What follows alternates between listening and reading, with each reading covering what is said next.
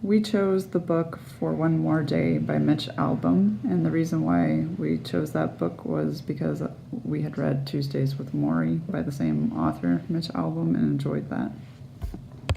And it's basically about this guy named Charles Benito. He used to be a Major League Baseball player, and he tried to commit suicide in his hometown after something happened. Don't want to give too much away, but he gets into a car crash as he's drunk driving to his hometown, and in his mind, I guess you could say, or maybe in a different realm if we want to be fancy here, he sees his mother who's been passed away, which her passing away kicked off this depression, and he sees her and he has one last day with her, and she takes him on different visits, different spots, and they kind of relive his childhood, and he learns things he didn't know before, and kind of goes through life and his life and sees it flash before his eyes, I guess you could say, with his mom, and his mom kind of tries to take him through in this little short one day that they have and tell him everything's alright and give him comfort like a good parent does.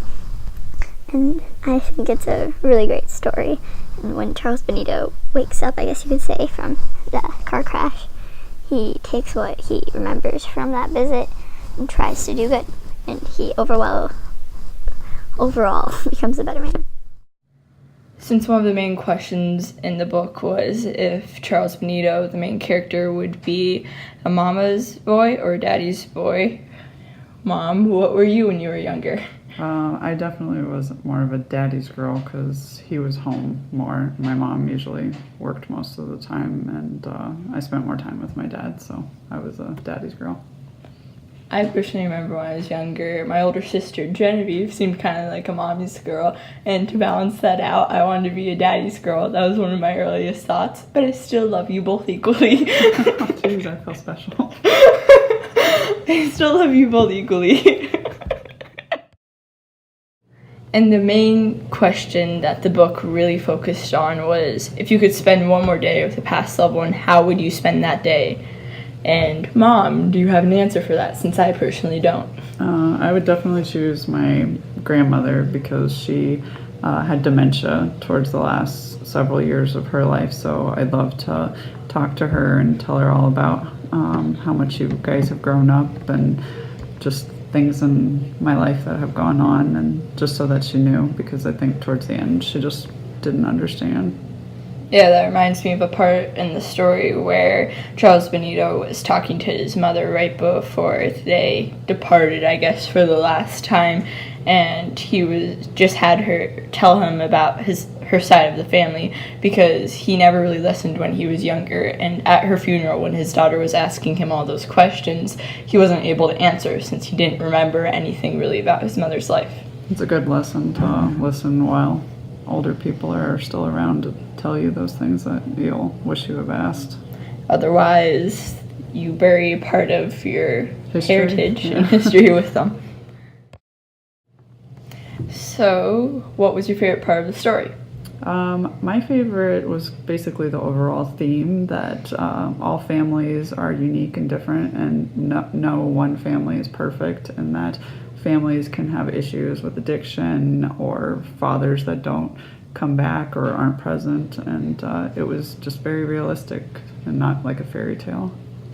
I personally liked how it taught you not to take life for granted. I know that's a very cliche thing, but it really shows it, since the character was going to his hometown to commit suicide. He got in a car crash and he saw his mother, and right before his mother departed from him, as she was talking with him for the very last time, I guess, before he later passes, don't want to give it too much away, but she asked him why he tried to kill himself, and he responded with, "I don't know now. Life is such a precious thing and you can't just let it go. This story teaches you to live in the moment and not worry about the future or the past about what happened, because now is now and later will be later."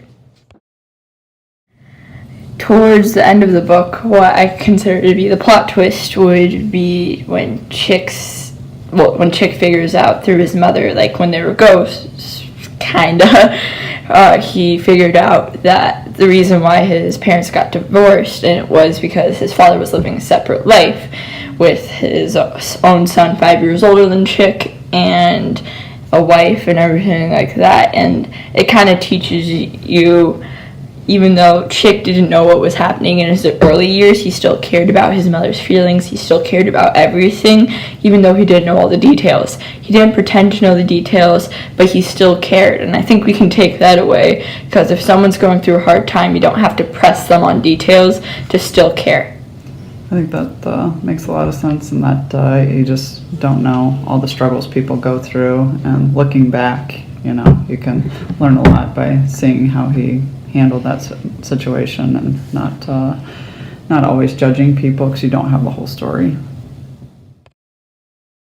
In the story, Chick, the main character, after his mother dies, he goes on this year just of drinking, and he separates from his family, gets divorced from his wife, and kind of leaves behind his kid Maria. And one day, which sent him on the main story plot for all of this, to go get into a car crash and see his mother, he gets a letter in the mail from Maria saying that she'd just gotten married, and it was a very short, sweet letter with just a picture attached.